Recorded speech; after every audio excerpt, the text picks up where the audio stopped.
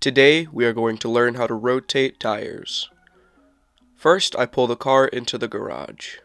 I'm using a 2015 Ford Focus.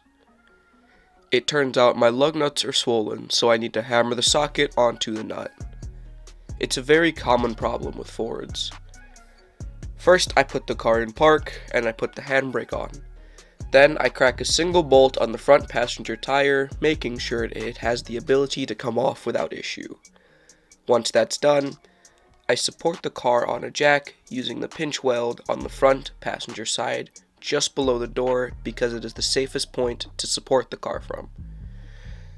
I continue to loosen the rest of the bolts. After that, I head to the back and support the rear, making sure it's level with the front.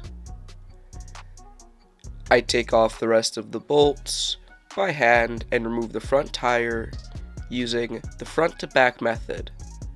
I'll repeat this process for the back, bringing the rear passenger tire to the front passenger well. I thread 2 bolts on by hand, making sure the tire doesn't fall off. Then I thread the rest of the bolts onto the studs, making sure the tire is as flat as possible to the rotor to avoid misalignment.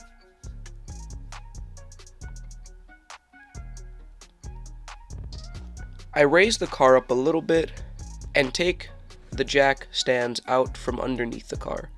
Ensuring I did not leave any of my tools under the car, I lower it back to the ground slowly.